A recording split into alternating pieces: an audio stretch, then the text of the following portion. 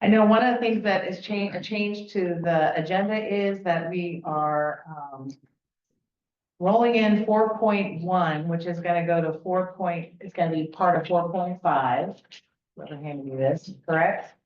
And then, so we'll start at 4.2 communications in terms of the agenda.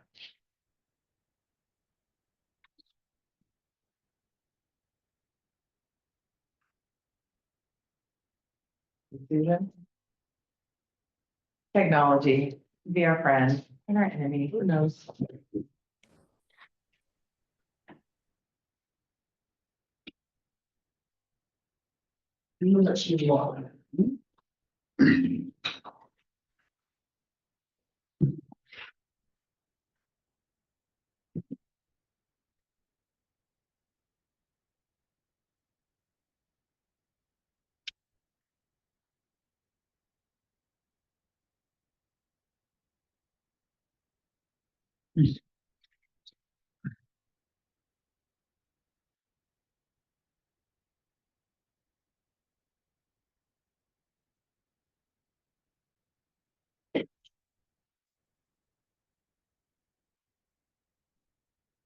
And I was gonna ask Dina on, in terms of voting items,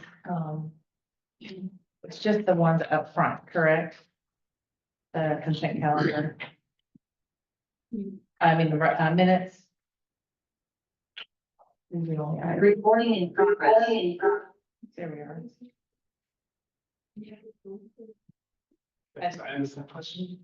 We're only voting on 3.1, correct? Okay. Yes. So we all ready to go.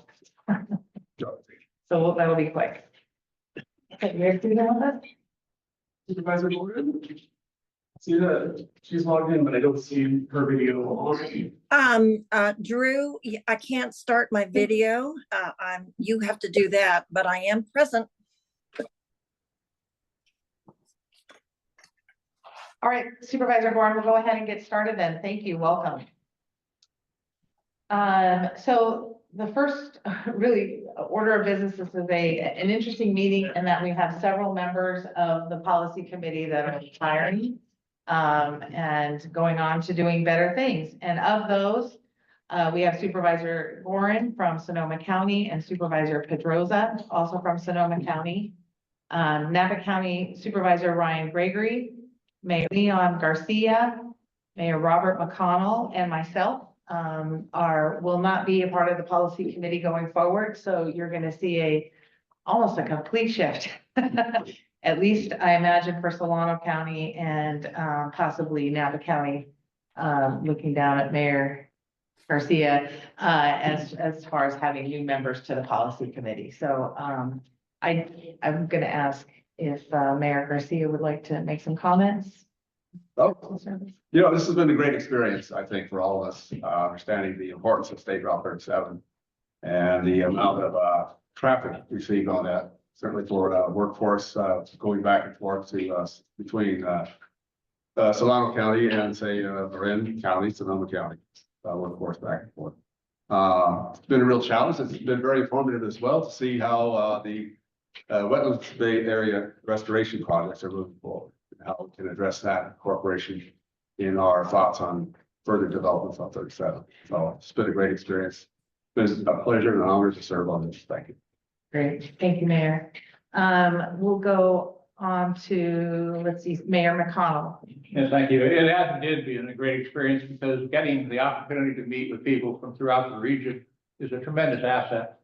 And I would encourage more and more of that, because I think with that effort of people from throughout the region, a greater result is obtained. As the city of Vallejo goes, there are many, many thousands of people in the city who are deeply concerned about the direction that Highway 37 is going to take with respect to tolling and when and where. Because we do have a significant workforce here that is on the margin of not being able to afford to stay in this area.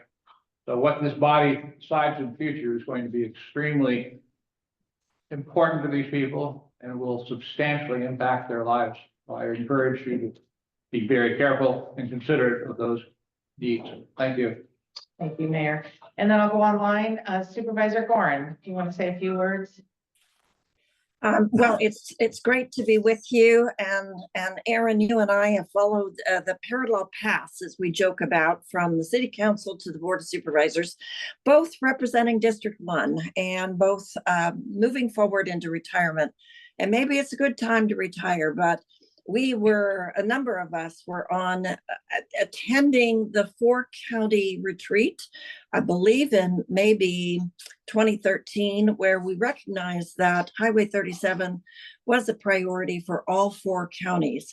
And from that faithful get-together, probably the first in a long time, we made the recommendation after a while to develop this policy committee. And it's been an honor to work with you, Aaron, and all of the other policy committee members to move this project forward and to represent and continue to communicate to BCDC how important this project was. And now the regional agencies are taking the helm. And I'm sorry I'm not with you in Vallejo to say goodbye to you, but you and Ryan and I are overdue for lunch. Thank you, Supervisor. And then Supervisor Ryan Gregory. Yeah, thank you for the opportunity to say a few words. Sorry I'm not there. Also, we have an NBTA special meeting here in person at 11. So I couldn't do both. State Route 37 is so important in Napa County, mainly when it's not working or, shut down. Sorry, I won't be in office to see it done, but I don't think I ever expected to be honest. But I think the interim improvements that are being considered between now and the ultimate project, I think, can be very, very impactful. They're not, it's not everything, but it's something. So I would just ask you to keep your eye on some of the interim things we can do that will help improve the conditions while we wait for the big bucks. So thank you, everybody. It's been a pleasure working with you.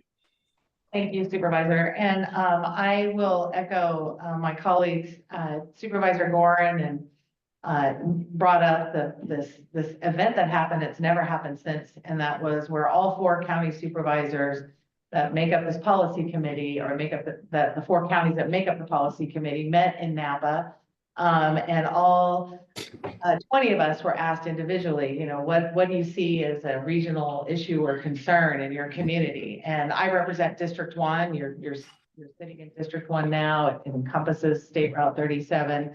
And I brought up State Route 37 as an issue at the time. Now, this was in 2013, so it was after the recession, and we still hadn't got fully back into a full usage of SR 37, but it happened fairly quickly. And I recall the commentary at the time, not as bright as Susan mentioned, but that it was like, it's not really an issue. Let's it's not at that point yet. So, I mean, how exciting is it that I've been able to serve on the State Route 37 Policy Committee, since everybody has recognized that it is now a concern and has been for a while. And really, the issue is all about equity. It's all about making sure that those who live here on this side of State Route 37 and who commute into the other counties across the other end for work, we don't happen to be a very work-rich county, Solano. In fact, 65% of our residents commute out of our county for work. That it is an untenable situation for them. The hour-long commute to going west, and then the hour-long commute trying to get home. What that means for you physically is terrible if you're sitting in a car that long. Long-term physical problems can occur. You are spending less time with your family. You're spending less time in your community. You're spending less time at your children's schools. I mean, all of that is impactful to the residents that live on this side of State Route 37, particularly since the commute affects them the most. And I think as this board goes forward with the tolling and the interim and the ultimate project, know that the people that live on this side of SR 37 live here for a reason. It is less expensive. It is a place that people can afford. And ultimately, they will be the ones that are going to be spending the most money on the tolls.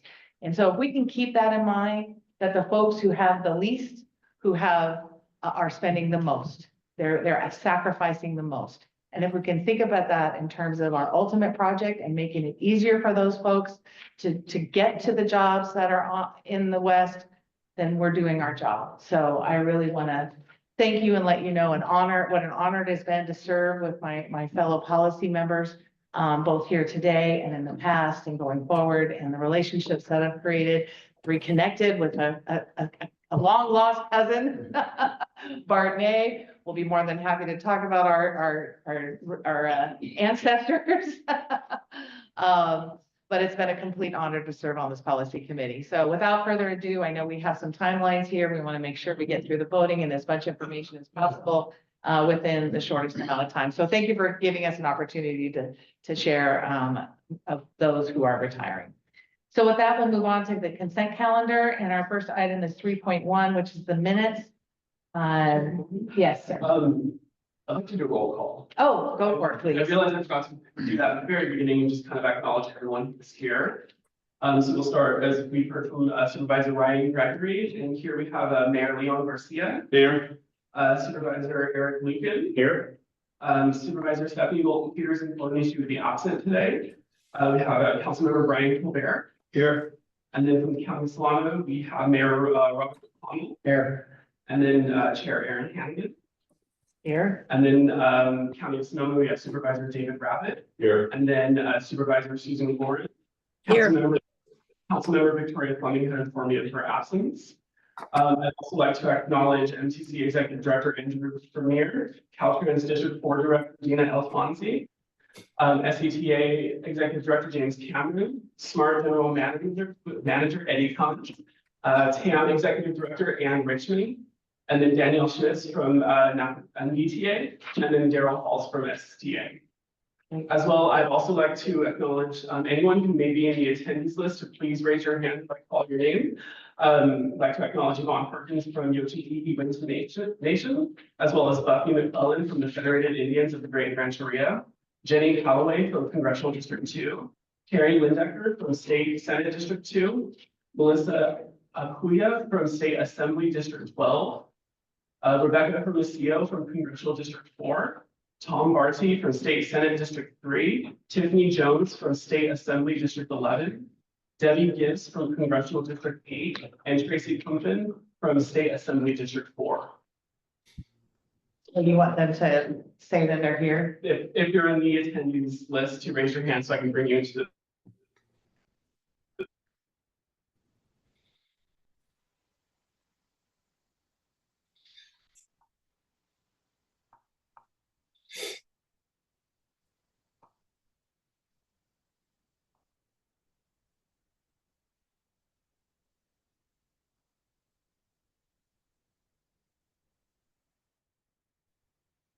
Okay. Great, all right. So we will get started. All right, so our first item again is 3.1, the minutes of the February meeting. Have we had a chance, all had a chance to take a look at the minutes? Anybody want to offer that item? I'll move approval. Second. And is there any dissension to moving approval for the minutes in February? Hearing none, then we'll go forward. To item 3.2, which is just informational, the meeting summary of the June 6th meeting. We did not have a quorum, so it's just essentially information. So then we'll move on to discussions, and we'll go to 4.2. Discussions. So Bart, I believe that's.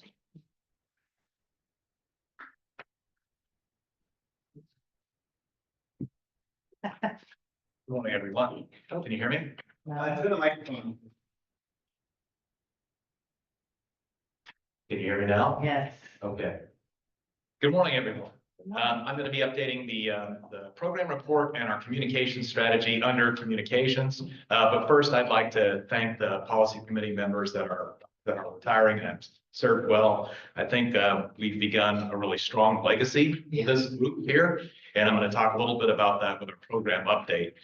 We're publishing our second program update today. It should be online a little bit later. And this report is kind of our key communications item to externals on how we're doing with our progress on the entire portal. So our second one's being published today. It's got project updates, our communication strategy and outreach, information on transit and operations and maintenance. So there's a lot of information in there that will allow the public, media, any externals, as well as our stakeholders to know exactly where we are. And so I'd like to point out that the first one we've already used as a tool in that way, because we got an article in SF Gate that was quite good. Now it's titled, "What the Rest of the Country Can Learn from a Dying Bay Area Highway." So, you know, Dying.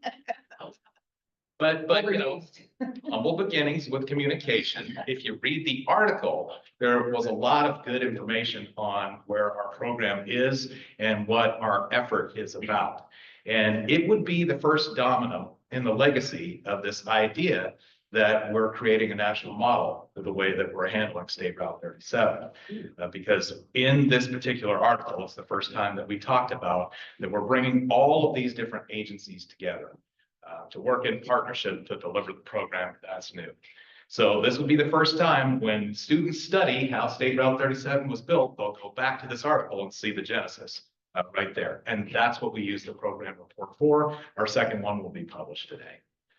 As far as the communications plan, we have been working together. We have a regular integrated corridor communications team that has all of the different agencies that are in partnership meeting weekly for situational awareness on what's going on State Route 37, which is no small task, because we not only go over what's going on with the resilient projects, but we go over operations and maintenance and also other construction projects in the region that may be affecting the route. So everybody has an idea of what's happening, because the public doesn't necessarily understand the difference between the maintenance operations that we do and the resilient projects that are in development.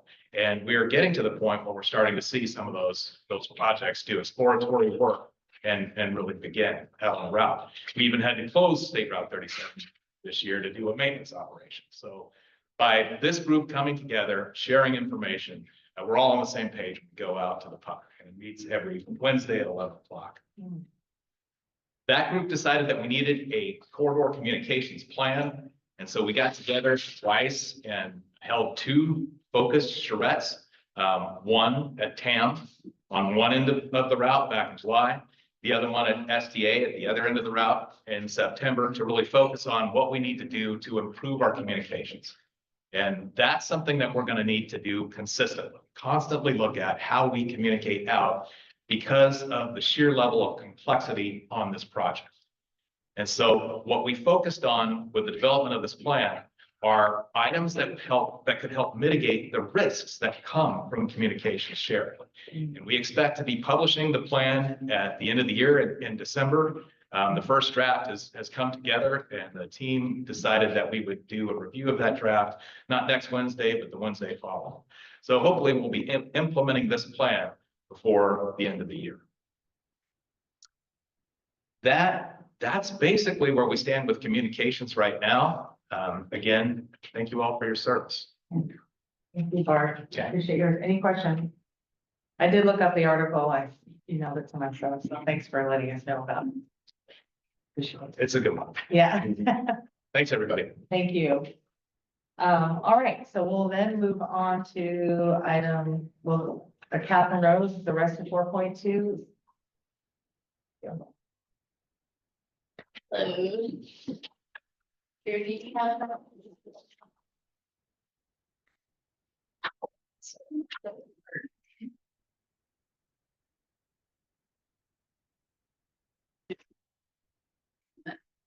On the next slide.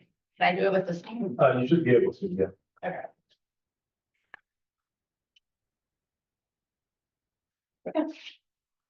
Hey, good morning. My name is Catherine Rose. Most of you, but I'm office chief at Caltrans, and co-leading the, State Route 37 health and with Auburn. The effort is to establish priorities, the 8 sections of the preferred alternative identified in the policy. So today we'll just go through the pulse study and the prioritization background, the prioritization results, and then next steps for the implementation. Questions. So this is just some background. In 2022, Caltrans completed the PEL study for State 37, which, as a reminder, looked at 10 different roadway alternatives and several modal alternatives. Identified a preferred alternative, which is an elevated causeway on the existing alignment. The inset is showing the typical cross-section of the causeway with 2 lanes in each direction and then a dedicated bike lane. The PEL study included an implementation plan that identified a phasing approach for project delivery, and there were 8 sections or projects with independent utility and multiple termini considered for future implementation. It also included a task to establish priority, which is right here. So earlier this year in 2024, we started working to prepare the PEL addendum to develop and apply prioritization to the 8 sections of the preferred alternative using the same collaborative approach that we did for the 2022 PEL study. And the prioritization effort assumes that all the interim projects will be built. The end product will be in addition to the PEL study and an update to the guidebook.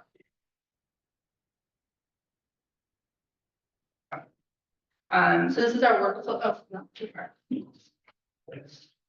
we go. This is our workflow diagram we shared before, and just want to kind of go through the check marks or what we've already completed. So we started the process in April. We had our first stakeholder group meeting in May, which led to a series of technical working groups group meetings in June, July, and August. We first asked the technical working group to establish prioritization criteria and then pull out the most relevant, the most important criteria in terms of establishing priority for delivery. From there, the technical working group applied the level 1 or most important criteria, and then applied the remaining criteria. So in October, we presented the results of this process to the stakeholder group, solicited feedback, took that into consideration. And then throughout this process, we've had various checkpoints with the project leadership team, the executive steering committee, and the policy committee before we finalize and document. And that brings us to where we are today. But before we really get into the results, we want to just kind of quickly talk about equity. I want to discuss how equity has been a centerpiece, not only of this addendum, but also more importantly, the underlying health study.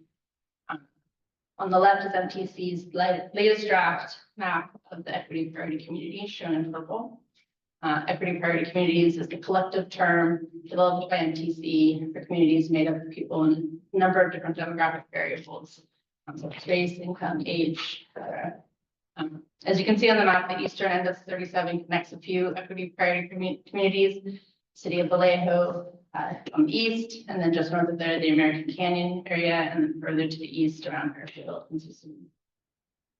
Consideration of equity priority communities was a major factor in the selection of the PEL's preferred alternative. So some of you may recall that the PEL study examined corridors to the north and the south of the existing 37.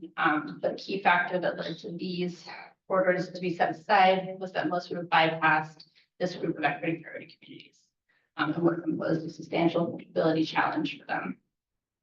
So in the PEL addendum, equity wasn't just some factor to be considered alongside issues like flooding and environmental. It was elevated to be part of its like each criteria, not merely a single factor, and looked at it as each one. While neither the PEL study nor the addendum considered tolling, tolling does have major equity considerations. A number of efforts are underway to evaluate tolling, including the tolling technical assessment and the toll equity discount program. With most of the corridor users coming from the lower income eastern side, initial studies are indicating that these households will be the major providers of toll revenues. So additionally, a lot of work remains ahead in more public facing arenas. Work continues on a communication plan that will support continued community engagement on tolling with particular focus on the special needs affected communities. Okay, back to the file. So we want to walk through some key highlights of the process before showing you the results. Our first step with the technical working group was to finalize and sort the relevance and set of screening criteria to be used to establish priority among the 8 sections. This chart, it's a little hard to read, it's kind of small text, but the 4 criteria that came out on the top for level 1 are flood vulnerability, environmental benefit opportunities, efficiency in construction, safety during roadway operations. And in finding these to be the most relevant to this prioritization exercise, the technical working group members also found these to have very strong connections to equity. So the other criteria, level 2 and 3, are in the remaining rows. And the next slide will show you the results of the ranking. This chart shows the results of level 1, the flood vulnerability and environmental, as we just mentioned in the previous slide. We did this in June, which was during the Olympics, so we chose to demonstrate who was winning. You can see section 2 was very far ahead overall, by far the strongest on these most important criteria. And that led us to find section 2, phase 2, the overall leader in the prioritization effort. Sections 4, 6, and 7 were evaluated separately to round out the top 4 positions. And then the remaining sections 1, 3, 5, and 8 were evaluated for the remaining positions. There's kind of a lot on this slide, so we'll show the results of the overall effort following subsequent exercises by the technical working group. This kind of summarizes it all, just really shows you the order that everything came out in. Section 2, as we mentioned, was the top overall leader in the prioritization effort.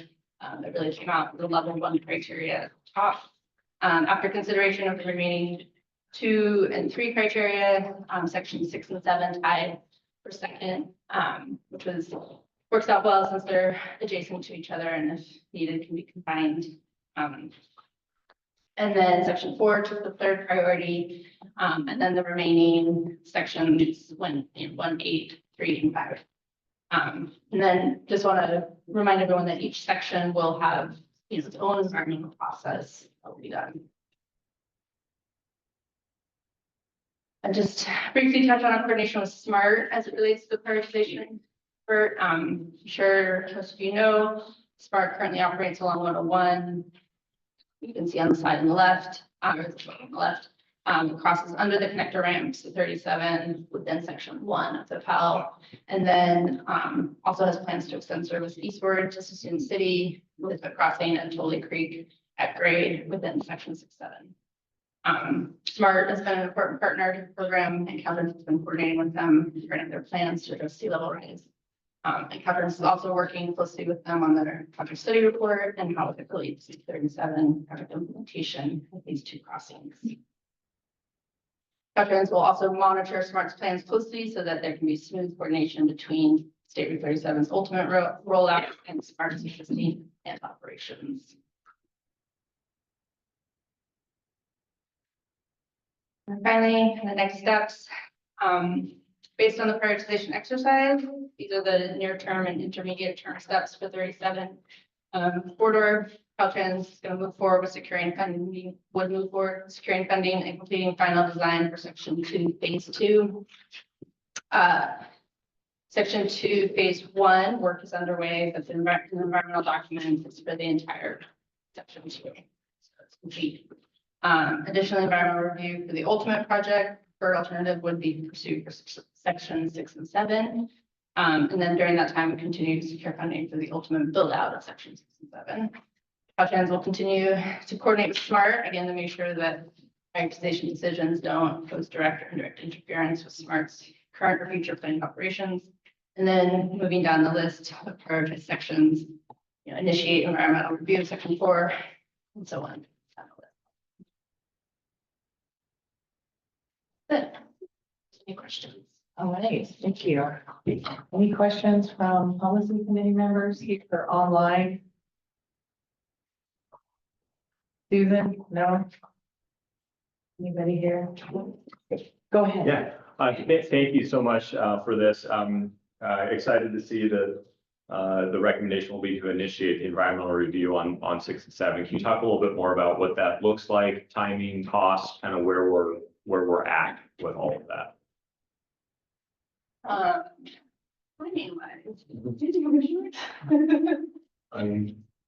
good morning, everyone. Ricky Gao from Caltrans District Division for Budget Management.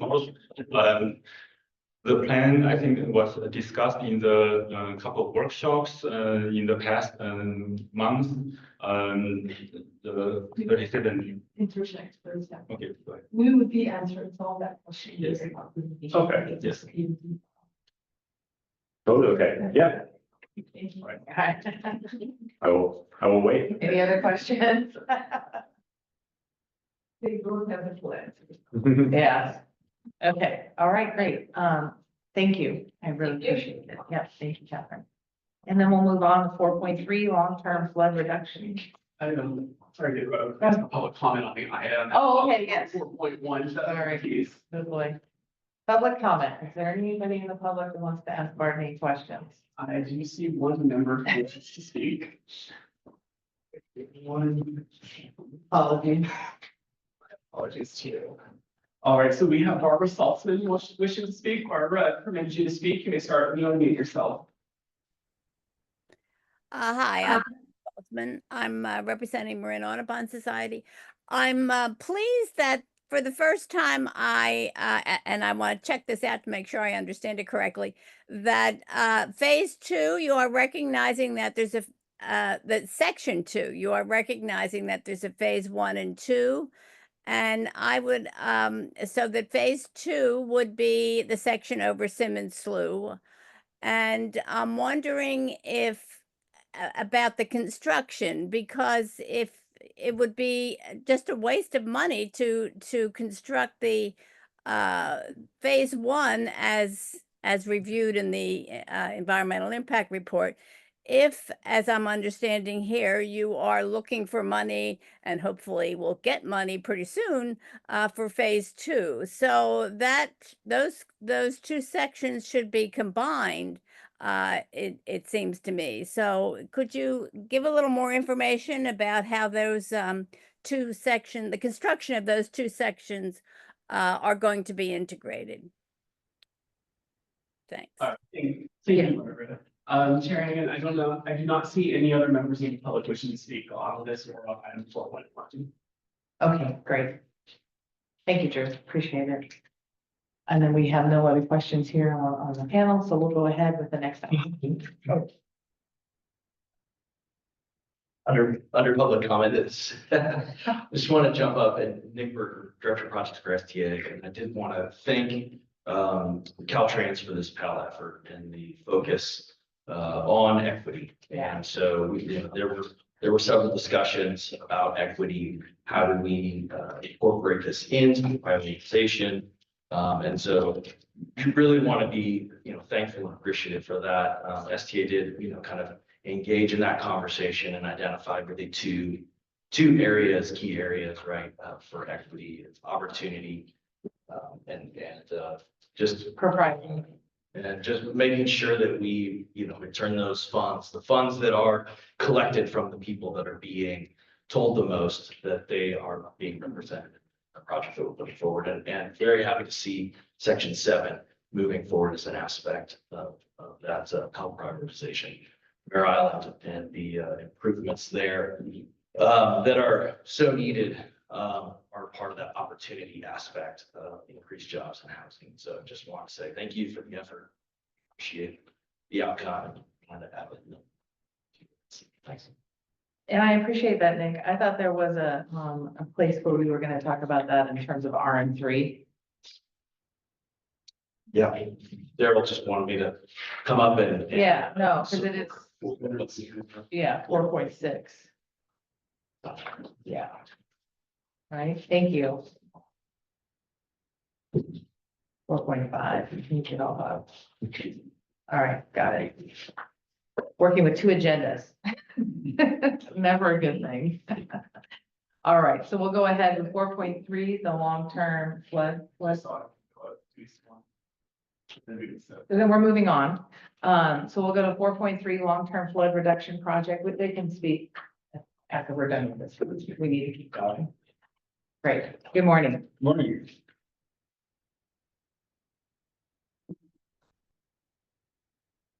I'll be giving an update on the flood reduction project, with particular focus on phase one, which is the Water Creek Bridge replacement. But just a reminder, the flood reduction project includes limits from US 101 to Atherton Avenue, and of course, we're phasing it because of the huge funding ask. Let's give me a moment for the slides to come up. 4.4, correct? This is 4.3.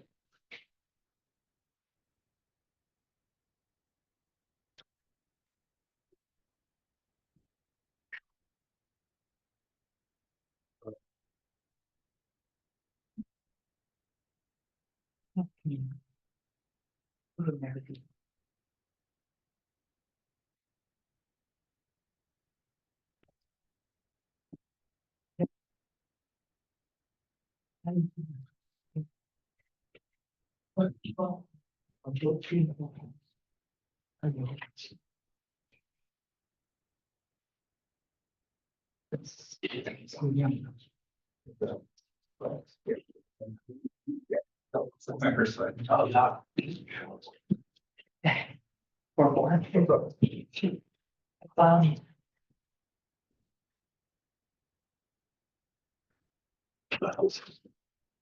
All right, so like I said, Nevada Creek Bridge replacement is phase one of the flood reduction project, and that's what I'll be focusing this update on, since that's what we are currently working on the design phase for. The scope is self-explanatory, to replace the Nevada Creek Bridge in order to address recurrent flooding and sea level rise to projected year 2130 elevation. So once again, this is the first 37 ultimate resilience project. We cleared the environmental for this entire stretch between US 101 and Atherton Avenue, but the Water Creek Bridge replacement is the first construction package. Next slide, please. Oh, you gotta go.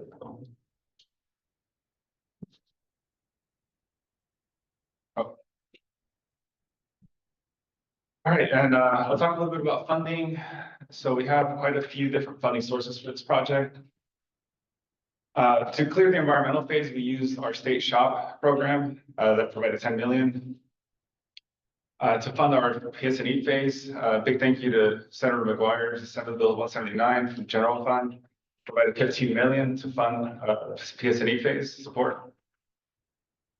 And Infrastructure Investment and Jobs Act, IIJA Protect funding provided 155.3, which will cover most of the construction capital.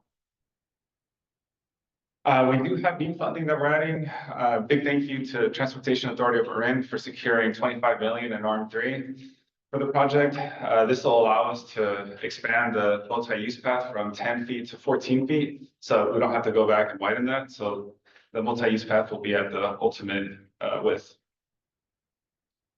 We're still expecting a funding shortfall, so we're being proactive and seeking additional funding opportunities. There's 2 grant opportunities in particular that we're pursuing at the moment, so we'll keep you updated as we move forward with those applications.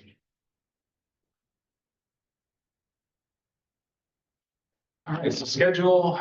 We completed the environmental phase back in January this year. We're well into the design phase. Just recently, we completed geotechnical investigation work. If you were driving along 37 on the western end a couple of weeks ago in October, you might have noticed it.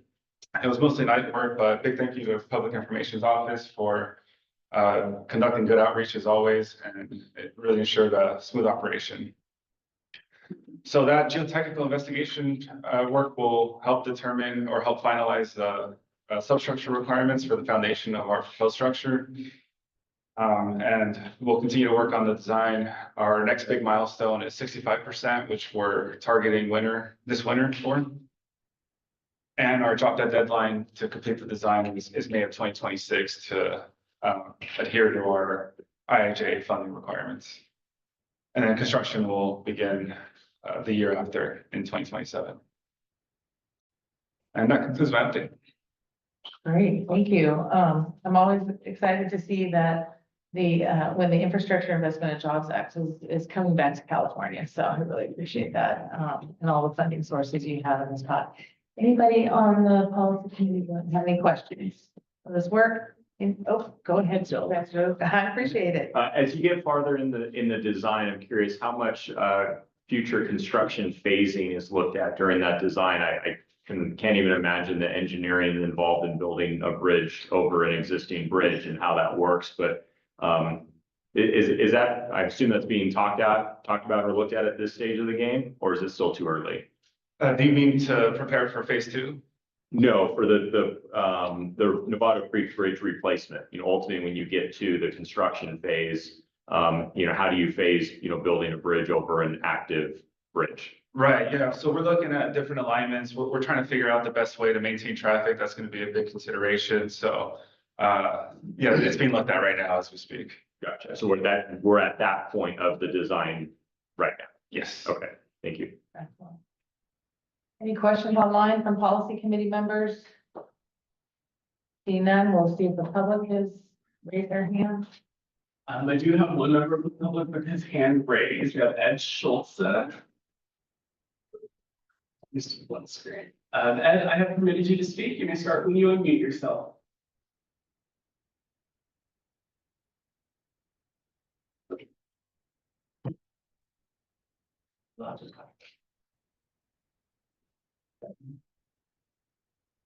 There it is. Alrighty. Ed Schultz. Can you hear me now? I can hear you now. Okay, great. Okay, if you look at an aerial picture of the flooded area along the Nevada Creek Bridge, the flooded area extends from Simmons Slough almost to the 101 enterprise on the thing. So it's a lot of area there that will remain flooded. If you raise the bridge, there's still a lot of area that will remain flooded. The water goes, if it'll go under the bridge, it's going to hit the railroad berm and back up again.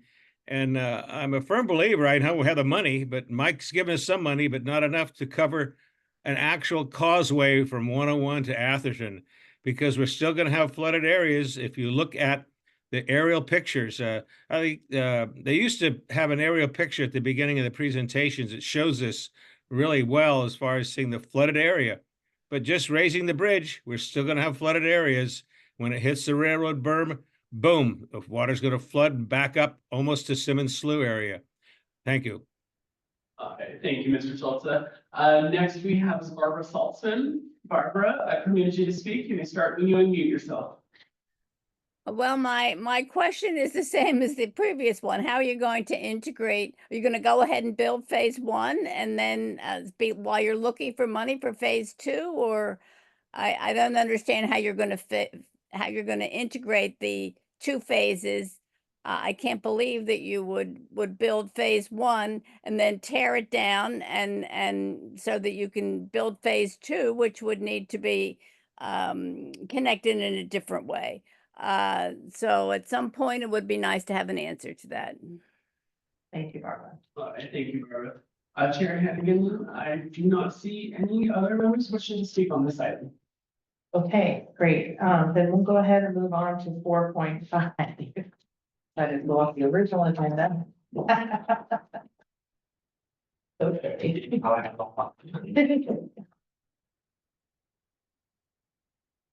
Good morning, everyone. Good morning. So I'm Kevin Chen, MTC APAC staff. I'm going to provide an update on the Sears Point to Maryland improvement project. I'll kick off the presentation with some updates of the project, and then we'll have Ina, Larry, and Jeremy that have the more exciting discussion parts of the presentation. So the Sears Point to Maryland improvement project is a near-term project looking to address the equity concern that many of you have raised earlier today, which is the significant amount of congestion that our commuters have to deal with on a daily basis. So this project will provide HOV lanes, will introduce new transit service on this portal, which does not exist. We'll be providing ecological enhancements. We'll be Also providing other nature-based adaptation strategies to reduce flooding risk on the current highway, such as the Street Marsh East and the Tolley Bridge replacement. So it's really a multi-benefit project. Depending on availability of funding, we are really looking to deliver this project in the next 4 to 5 years. Next slide, please. Oh, sorry. I got this. Okay, so a couple of updates on our project since the last policy committee meeting. So we've completed the environmental clearance of the Tolley Bridge replacement. As some of you may remember, the original EIR that was clear includes a very simple winding of the project. And since then, we understand that there's a tremendous amount of value in replacing the current bridge with a longer bridge to really be able to enable the restoration opportunities north of the highway in the area. So we've cleared that through an environmental addendum document to the original. So that was done in June of this year. And in terms of getting ready for construction, because we were successful in securing some funding, at least to deliver the first part of the project, Caltrans had basically advertised the project for CMGC, construction manager, general contractor, as a way to expedite the project delivery process. So that procurement was issued last month. And the current plan is to have the CMGC on board early in the spring, so around February or March timeframe. So that's good news. That's moving forward. Again, the first phase of the project is fully funded to replace the Tolley Bridge and to improve the SR120 intersection. Now moving forward, we are in the process of completing several grant applications. So we're pursuing CTC's SB1 funding programs. So this includes the Solutions for Congested Corridors, Trade Enhancement Corridor or Freight Corridor program, as well as the Local Partnership, the LPP competitive programs. So we are seeking for a combination between those 3 programs in the amount of about $98 million. And that will enable us to deliver the next phase of the project, phase 2, which is to complete the construction for the eastbound direction. So all those applications will be submitted in the next 2 to 3 weeks or so. And we really appreciate the partnership with all the project partners, especially with Caltrans and some of the other supports that we've been receiving already. So appreciate the support from all around. Last on the list is that we are currently trying to finalize the draft environmental document to clear the Street Marsh East component of the project. Again, this is something that we added since the original EIR was completed last year. The draft environmental document is going through several review process with Caltrans, and the current plan is to finalize that late this month. Hopefully, we can stick with the schedule, and then we'll circulate that to the public for public review, which will include a public outreach process as part of this circulation. So right now, we're looking at potentially holding that public meeting in about mid-December or so. Hopefully, we can do it before the holiday break. So timing worked out right. We have that meeting in about mid-December. And then we'll collect public comments, and then we'll finalize that sometime in the spring of next year. So I think that can actually, so that's a major project update. I do have one more slide just to give an update on the fully protected species topic. Unfortunately, it was not included in any legislation for approval last year to allow for incidental take for this project. While we continue to proceed with final design and permitting for this project, I think it's going to be important for us to keep that in mind because we do need to have that ability for us to be able to proceed with construction and project delivery in an expeditious manner without the ability to allow us for fully protected incidental take on fully protected species. It just means that it's going to be we're going to have to encounter very restrictive construction windows, which means that the construction is going to be dragged out for a long time, and it may become, it will add a lot more cost to the project, and it could make it very challenging to complete the project. So we'll continue to work with the partners and hopefully can get to an opportunity to introduce this bill next year. So with that, I'm asking Gina to start the presentation.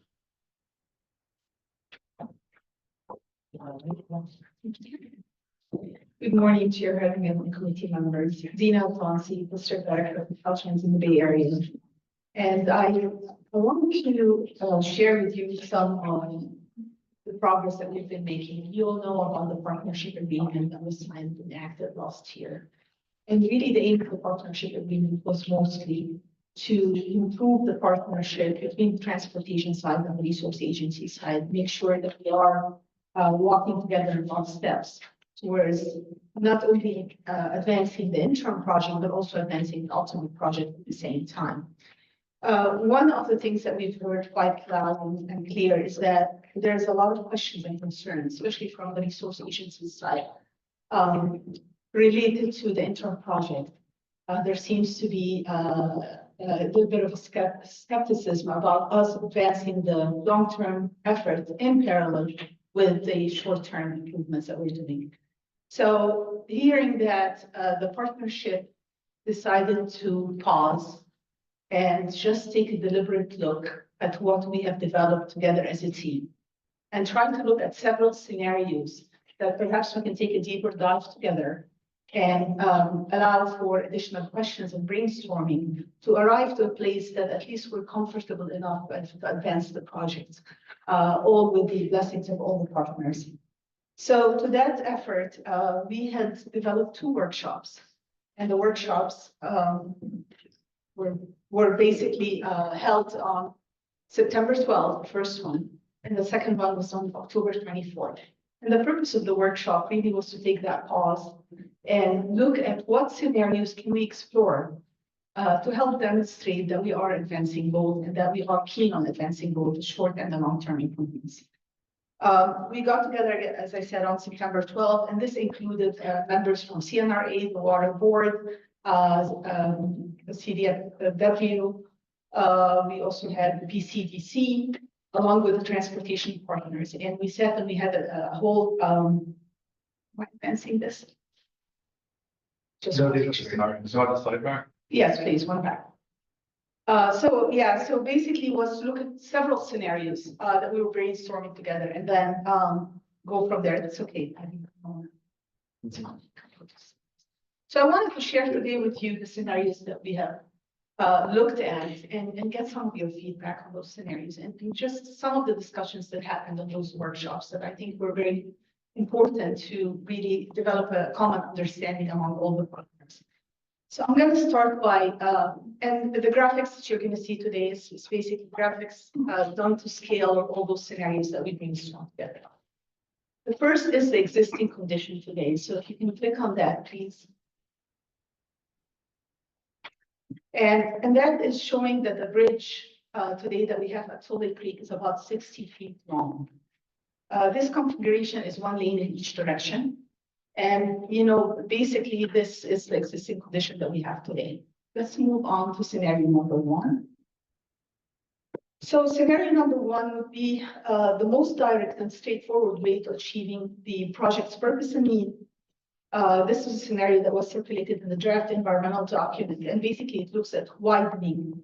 It includes the widening of that bridge. Resource agencies and environmental advocacy groups requested that the near term consider lengthening that bridge to allow for adjacent marsh restoration. So we went basically from, just looking at widening it to looking at also lengthening it. And I'm going to talk about that in one of the upcoming scenarios. Let's go to scenario number 2. Scenario number 2 looks at what we can do at the ultimate configuration or the long-term configuration. And that, we're holding the 121 State Route 37, State Route 37 interchange as an intersection, as you see down there. And basically elevating the rest of the segment adjacent to it, which is where Tully Creek is today. So that would replace the Tully Creek Bridge to satisfy sea level elevation 2130. And also this was consistent, of course, is consistent with the PEL recommendation. As I said, State Route 37 and 121 intersection will be maintained as a signalized intersection, but elevated. And if you look at the left side of the slide, you see that there's a massive fill that will be coming in there.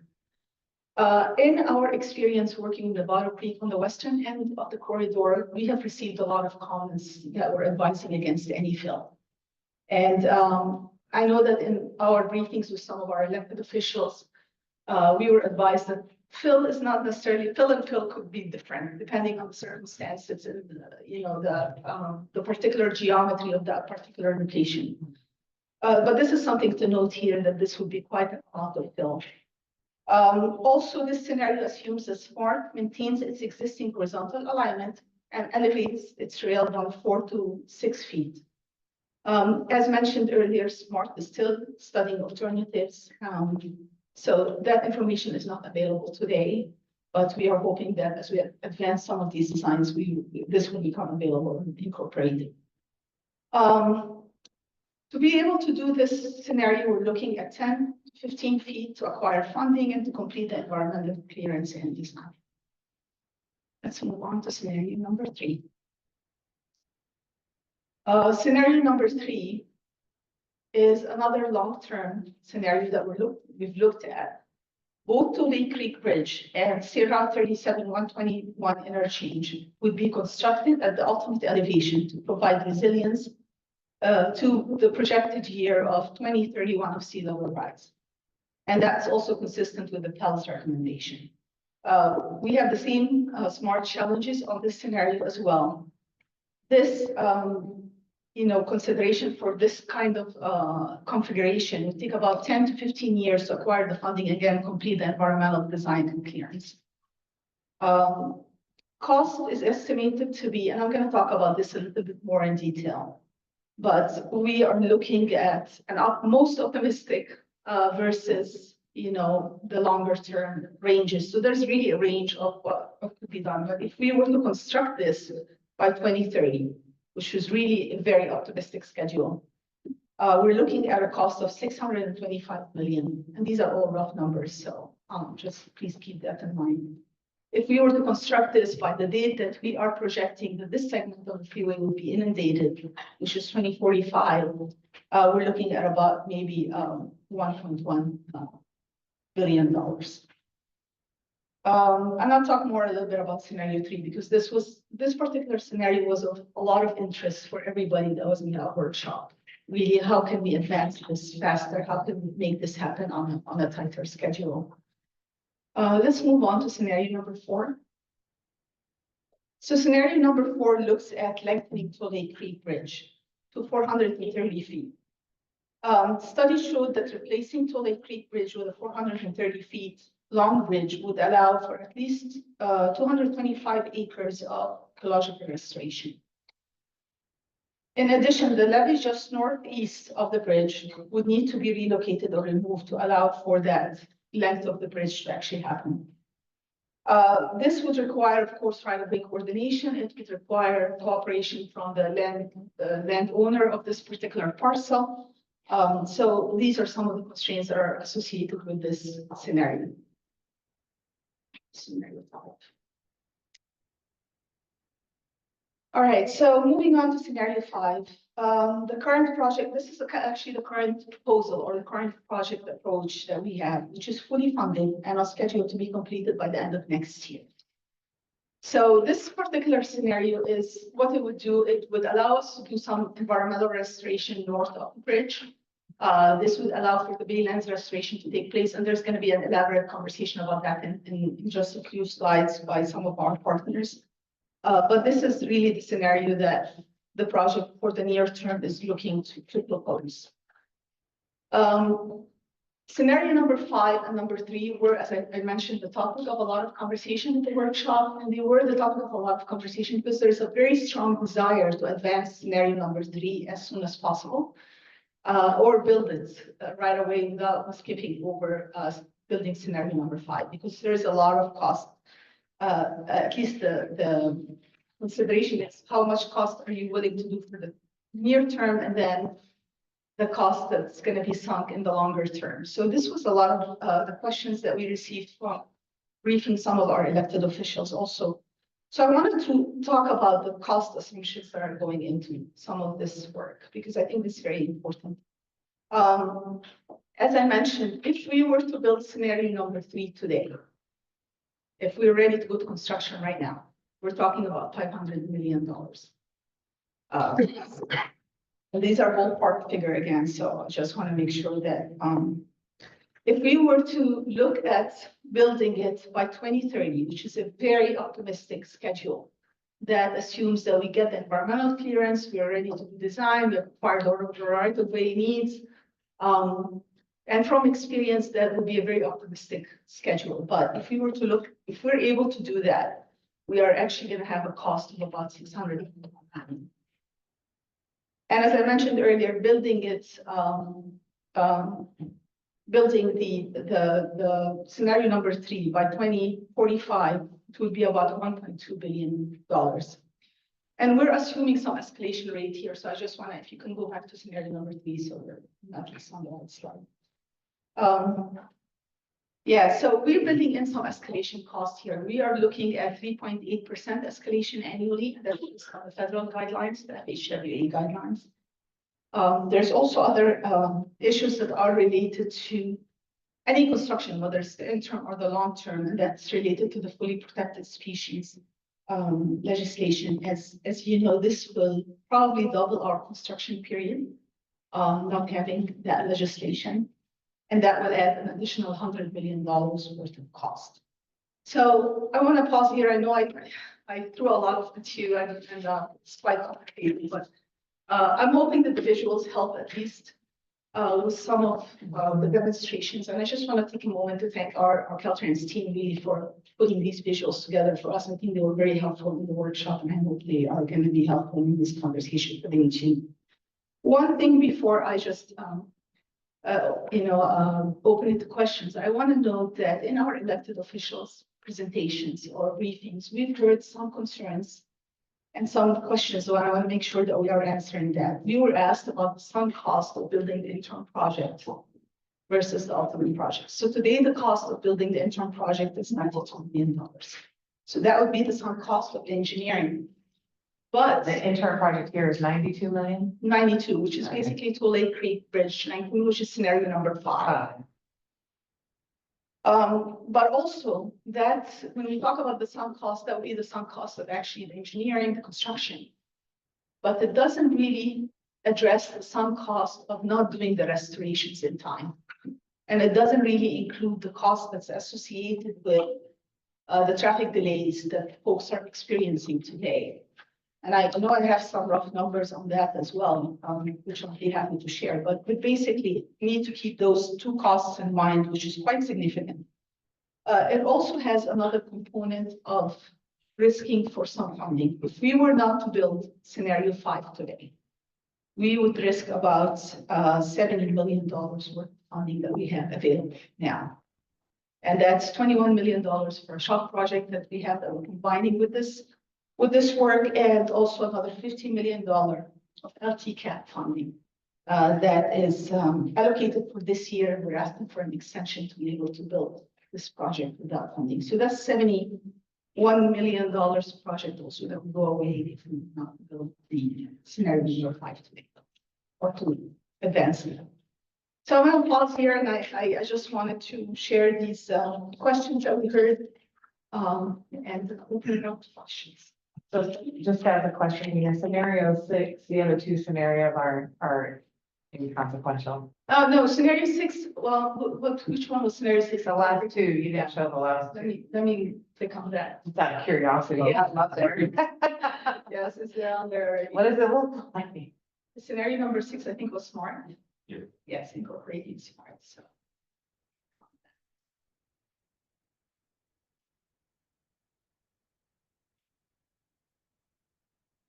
So that's smart going over the roadway? Yeah, that's smart, and where the alignment is going to land. So that is right now, scenario number 5 assumes smart staying at the current alignment. But we don't know what's going to happen in the future as far as which alignment smart will be choosing. But one of the things that we've been really keen about doing in all our work is how do we develop and advance these projects without precluding SMART for being included in the future. Right. So we've done that very keenly on the western end of the corridor, and we continue to do that as we are able to fund various sections. And the other scenario? Yeah, that's the two in comparison. Yeah, let's go to scenario number 3 and 5. 3 and 5. So we developed this particular slide because we really wanted to show the difference between the intro, which is scenario number 5, and scenario number 3. We thought the visualization would be helpful to demonstrate the difference in height between the two bridges, what's existed today versus what we aim to achieve meeting the sea level rise needs for 2130. So this is a slide that shows a little bit of that visualization. All right. Purple highway. We try to use color just to make it easy. Yeah, I appreciate that. Director, we have a couple of slides we can show that emphasize the points that you made, and then if we can wait to the very end for please five for questions. We have a lot to share with you on Yeah, this I topic. know, when we probably need to get out of here. Yeah. in feasible time, Right. So whatever expeditious. So I'm turning it over to Larry, right? So Larry will be talking a little bit about the outcome of the workshops and what we discussed. But basically, before I turn it over to Larry, we landed on two things. We need to advance scenario number 5, but we also need to see what we can do in terms of advancing scenario 3 as well. And Larry, I think it's on you. Thank you, Dina. Can you all hear me? Yes. Great, thank you. I'm Larry Goldspan. I'm Executive Director of the Bay Conservation Development Commission. I apologize for not being there in person. Our commission meets today at 1 o'clock here in San Francisco, so I couldn't use any freeway probably to get back in time. But I want to spend just a few minutes sort of previewing what Jeremy is going to talk about in far greater detail. So I'm sort of like the previews before the main show. I'm not going to quite give away the twist at the end as if there were one, but I want to make sure that we make a couple very big points prior to the time that Jeremy talks. First, the reason the partnership is looking toward what in shorthand is called scenario 5+, but what we really like to call the near-term plus, is that it really accelerates the restoration and improves the environmental outcomes of that which is north of Highway 37. We will have additional excavation of the Tole Creek Channel, and that means almost everything to the far more rapid restoration of the Baylands north of 37. We have the ability, we believe, I should say Caltrans has the ability, and we all believe, to pursue advanced mitigation options, which have the potential to actually increase the amount of baylands that are restored earlier. And we want to make sure that we don't lose sight of the need to construct the long-term solution. And so we want to make sure that we start funding the environmental clearance and design of the Route 21 interchange. And we want that to start now because that's going to take a while. Next slide, please. So that near-term plus, you can see, and Dina showed this to you, there's Tole Creek, there's what you see from above, and you can see, if you want to look at the right, the cross section. But the more important slide really is the next one. Let's go to the next one. Because this shows you the difference between, on the left, the existing channel and the channel that would happen on the right if we do the near-term plus. You can imagine the hydrological connectivity advantages to having such a large-scale channel that moves the water up north and allows water to flow back and forth to really restore those baylands. And that's what we are really looking forward to seeing. Next slide.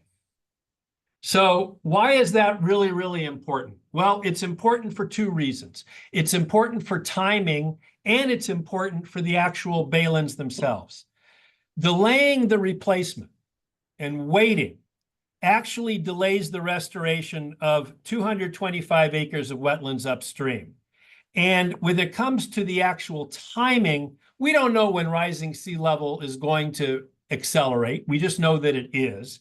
And I would bet you a month's mortgage that at some point in the next 10 to 15 years, we will see some type of dramatic jump in that. The fact is that we need to start restoring those baylands ASAP now in order to beat rising sea level. Because if we don't, they're simply going to drown and they're not going to be anywhere near the value that they could have. So the sooner we get this done, the better for the baylands. In addition, the real opportunity cost here about the actual baylands itself needs to be understood. Jeremy has forgotten more about this than any of us know, and he will go and he will delve into this. But the real point here is these are remarkably, remarkably great wetlands. And what we look at when we have adaptation, whether you're talking about adaptation on natural side or within, a city boundary next to the bay, is you're looking toward a phased adaptation approach. You do this, then you do this, then you do this, and you plan for it. These base wetlands, the ones closest, are so marvelous that if we can get those going and we then even scour beyond and get a much more hydrologically efficient Tole Creek, that has the potential to spread even farther north and help us as well to the east. And we don't want to lose that opportunity. Next slide. And Jeremy can explain this far better than I can, but if you take a look at the left, you can see how the water can flow up, and you can see all the different sections, the camps 1 through 4, I guess it is, of the that are prime for restoration, as well as the area around Tubbs Island, as well as the strip marsh. And that's what we want to get to as soon as we possibly can. And so when you take a look at all of this, you're talking about way more than 225 acres of restoration more quickly.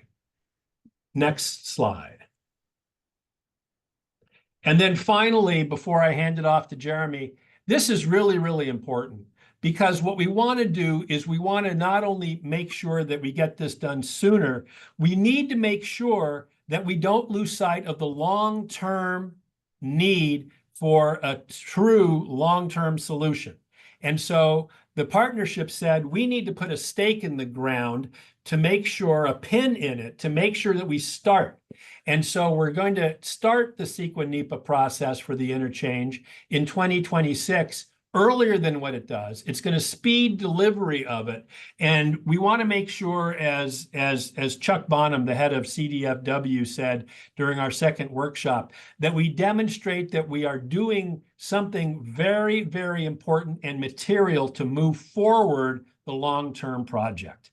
I want to end my little section before we go to the conclusion after Jeremy by saying one thing. The chair said something that I wrote down here. This is, quote, all about equity, end quote. Well, it's not just all about equity, but equity has a huge portion in it. And the sooner we can make sure that the individuals who have to drive from east to west in the morning and west to east in the afternoon have a much, much more efficient and better and environmentally just experience, the better off Northern California will be. The better off the cities and the counties in the North Bay will be. And we can't lose sight of that, which is why the near-term project is also really, really important. With that, I think I'm going to hand it off to Jeremy. Thank you, Larry. And you Teed you up. teed me up very well. If I can have my slides up. This is a great opportunity to talk to you about the relationship between building a road and the restorations, and they go hand in hand, as they're going to do much in the way around the bay. But in Highway 37, this is a really great opportunity to see this in action, and to get some early options to do, early wins in this work. So as Larry showed you, this diagram showing the connectivity, the sediment, the water, and the wildlife that travels across this landscape from the watersheds to the bay is a really important part of the ecology of the North Bay. And you can see in the red line that crosses it, that's where Highway 37 is. It crosses all the way from Vallejo to Novato, cuts across these corridors. And the important part of this is the opportunity that we have at Tolley Creek Bridge and in other places is to remove some of those barriers and to open up that connectivity. So that's our aim. The phasing and the timing of all these projects is really important. And in the types of restoration we do, we often use a thing called adaptation pathways. You'll see this a lot about sea level rise, is where we have a lot of uncertainty in what the future is going to be. And so we don't quite know what it's going to be like in 2150 or 2100. It's going to be difficult to plan. So, but we can make steps towards those adaptations of preparing the ground and making sure we have it in place. And you can see at the top of this diagram, instead of time, we've got sea level rise because we're responding to the natural environment. And so what we do in the natural systems, we look at adding sediment, and we think about moving levees back, and then we start reconnecting to uplands. So there's a number of decisions. The important part, the only thing we really take from this diagram is the yellow part, which is it takes time to raise money, to get the permitting, to do the designs, to get the projects in place. So there's always a lead time before we have effective structures and effective marshes, and that's the blue areas. And that's what we're playing with here. Building and constructing bridges, building and constructing marshes, they all take time and money to do, and then we need to have them effective at certain times. So this is the visualization we had from that scenario, the near term, which we just seen. It's a 375-foot bridge. This is a great opportunity to widen the channel, to get that early win. And so we had a scenario by that near-term lengthening of the bridge. This is our timeline. We start now in 2025. We end up in 2030, perhaps, with a longer bridge.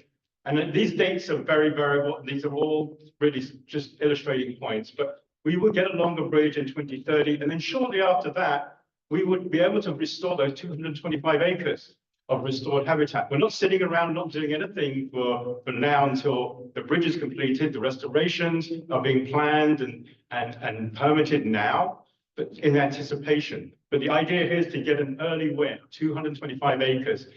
This would mean that we would have a bridge in place that is slightly higher than the present one, which would allow it to survive sea level rise up to about the mid-2040s.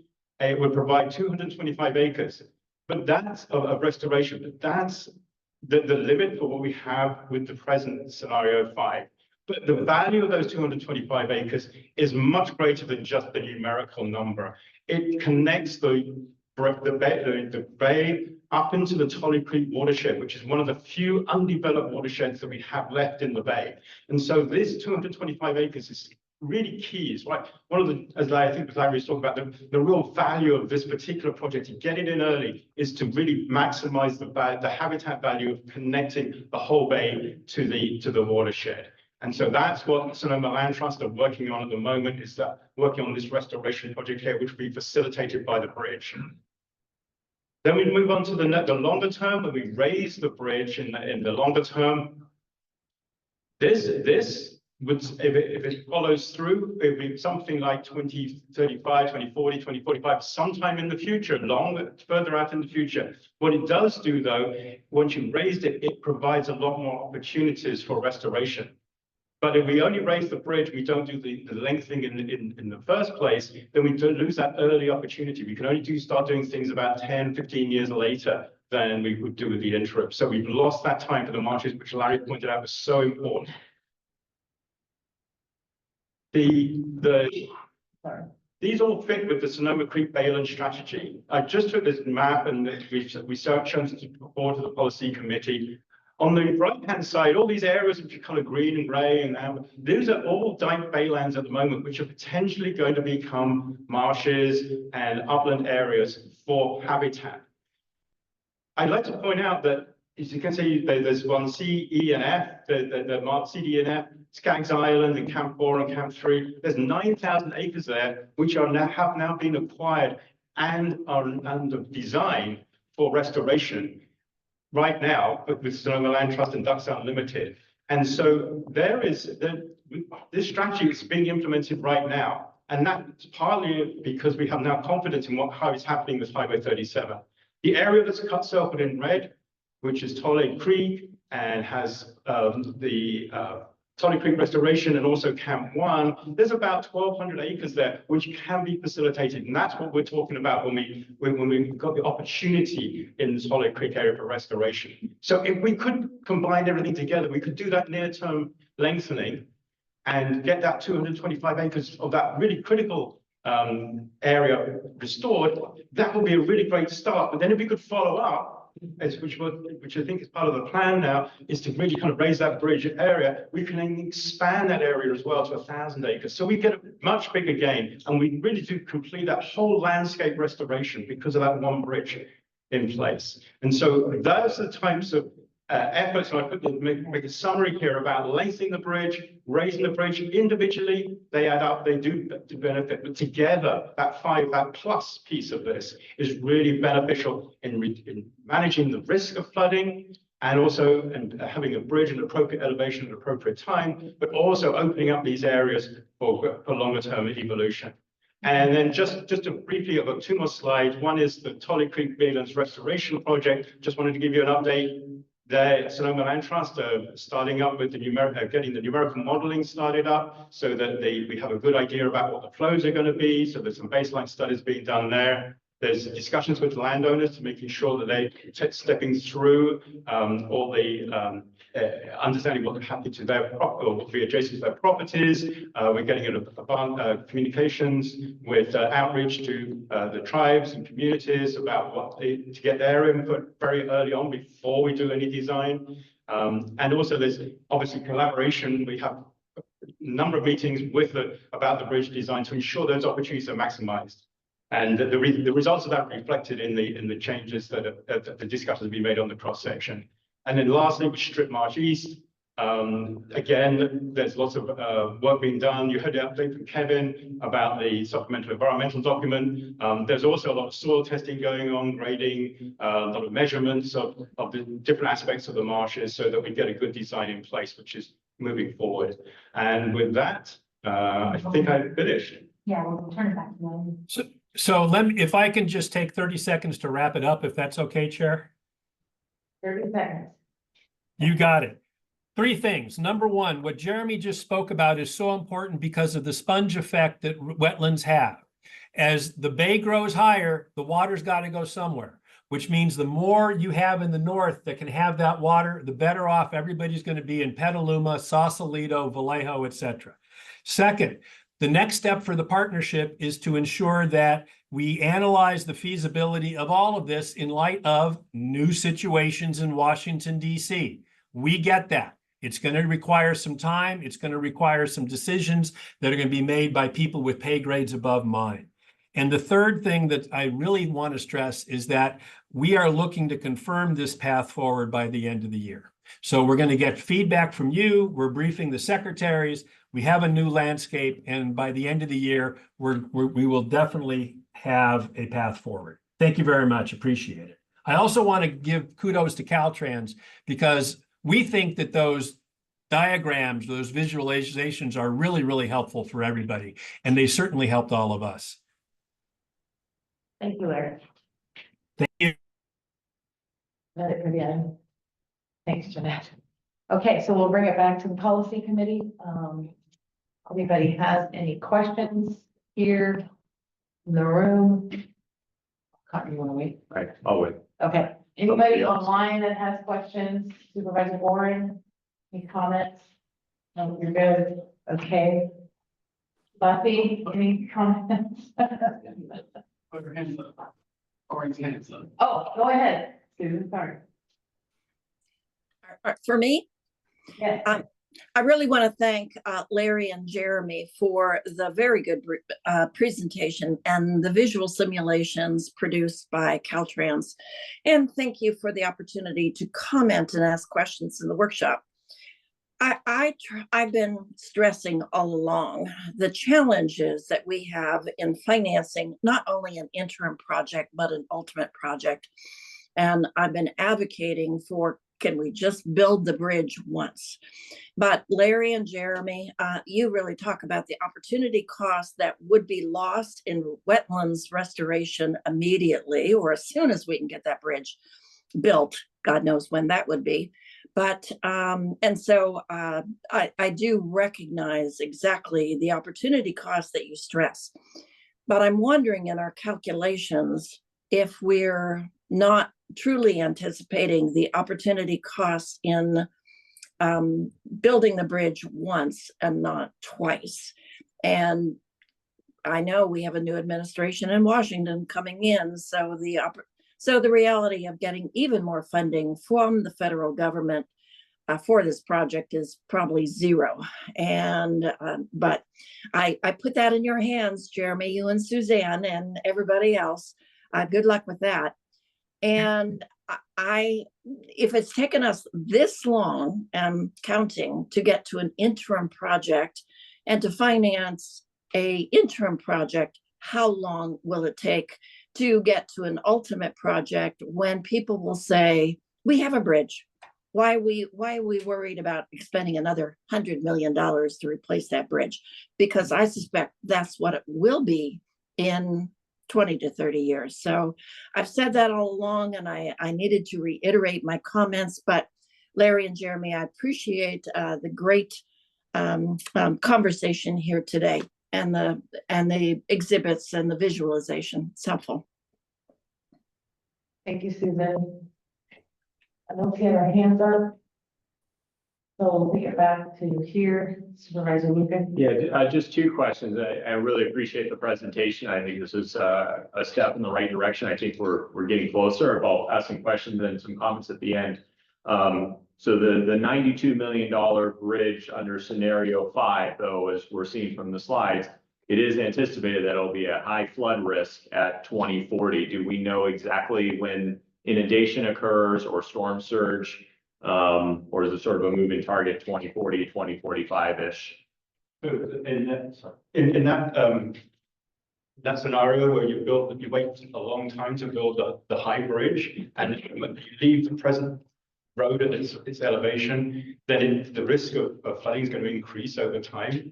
Sea level is going to come up. So that's why the value of the interim bridge is to raise it. I think it's like 1.5 feet or so, and it buys you time to 2046. There are projections from the OPC about how fast the sea level rises, and that's the 2024 guidance, and that's what's being used in these kind of projections. So if you don't raise the existing bridge, then you're going to start getting flooding sort of in the 2030s on an intermittent basis as time passes. But even if you replace it with a one that's a foot or two taller, you probably only have a bridge that maybe has a lifespan of 15 to 20 years. 2046 is the projected life for that, is my understanding. 2046, and right, best case scenario, we're driving on it in 2030, 2028.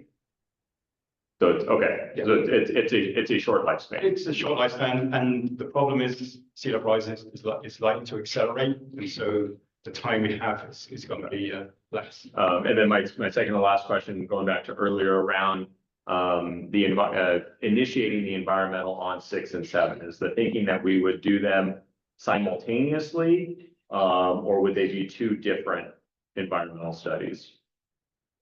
No, it would be partially 7, 6. We want to advance 6 for sure. Okay. And partially 7.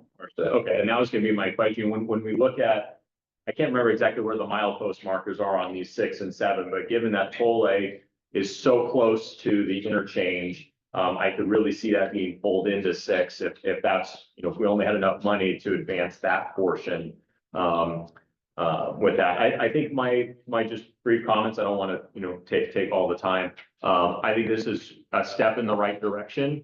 I don't think we're quite there yet, in terms of, this being the route we want to go. That's just, myself speaking. I think we are within striking distance of maybe finding that win-win for everyone. If it is possible to advance 6 and partial 7, maybe not until 2026, but as soon as possible.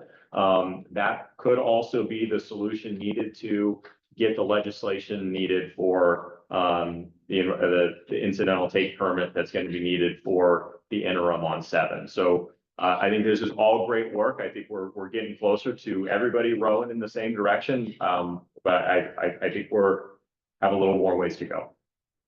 Yeah, just to add one more thing to that. And I think James may be covering this when he talks about RM3 funding. But one of the things that the team is looking at with the near term plus is how do you advance that study today for section 6 and possibly section 7.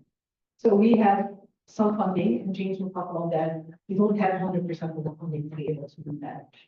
I'm talking only about the environmental things. And then I'll add on to the comments. I mean, I appreciate the environmental piece. And first of all, I love these slides. It's interactive. You can see exactly what's going on. Thank you so much. They're wonderful, very helpful for the thought process. My question is just the economics of the cost versus, if you paid for a long-term, we were able to get the money to do a long-term project at a $625 million price tag versus waiting until, 2045, I think was the date, which doubles the cost.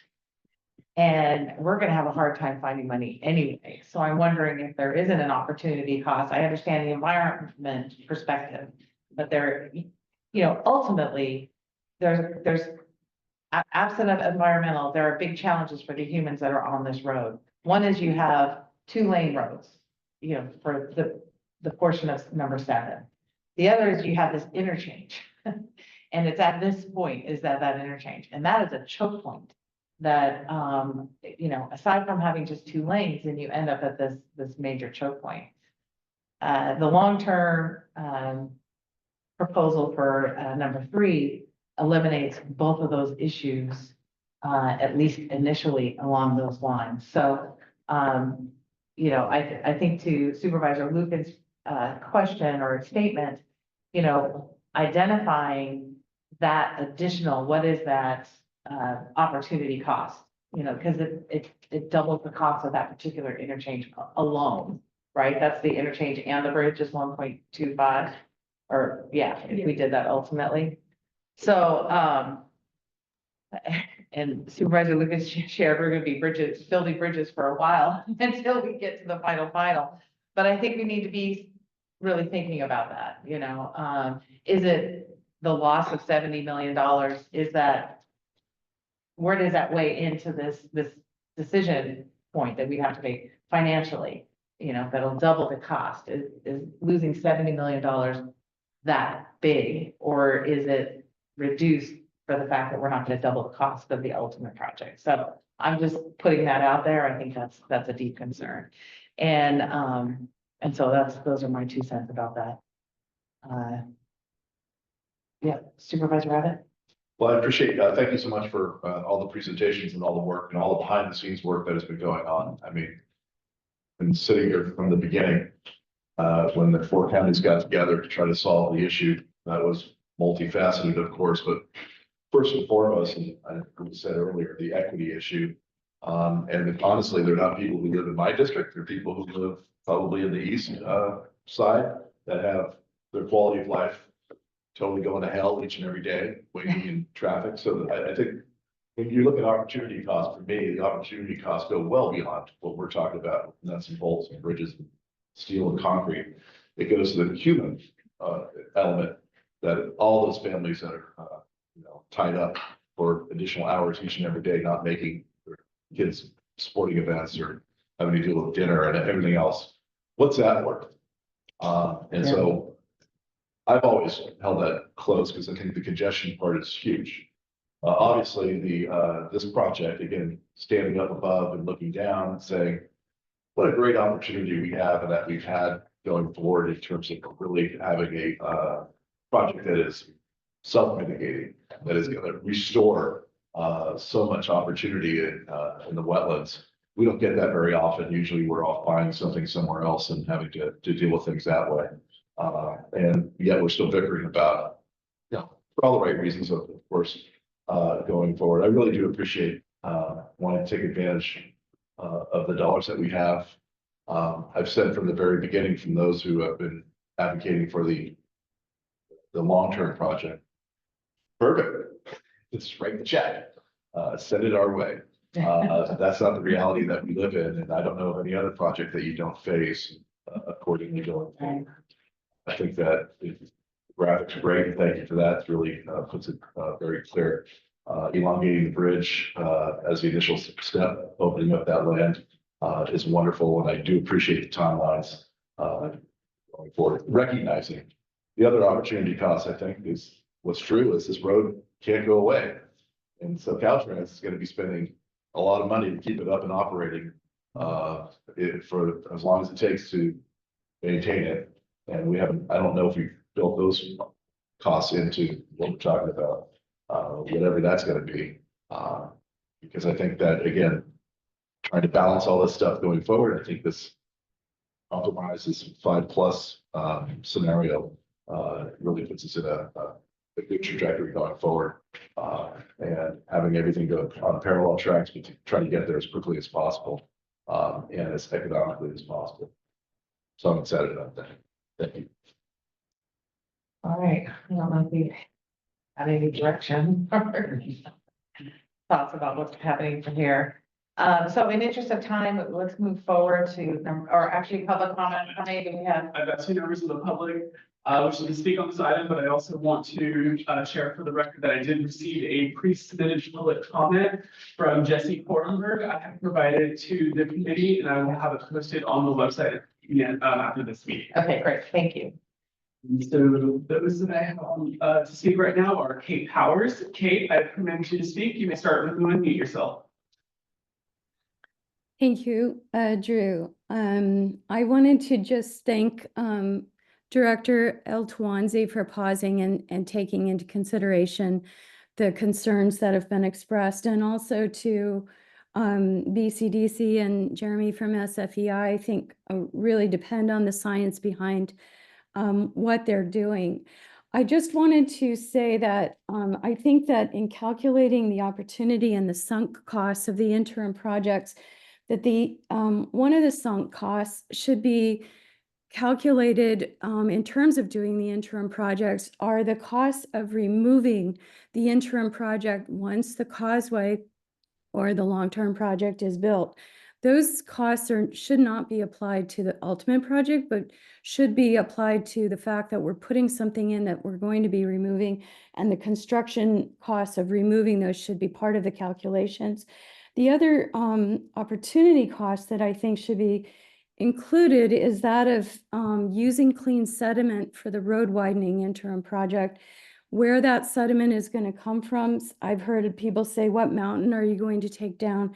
But really, there's clean sediment throughout the bay. BCDC's adaptation planning regionally for using nature-based, doing nature-based projects for sea level rise adaptation is going to need sediment, clean fill throughout the bay for resilience and adaptation to sea level rise. And what are the opportunity costs to other projects around the bay by using sediment for the interim project? I think those should be calculated and then into the equation. And then finally, I just wanted to say,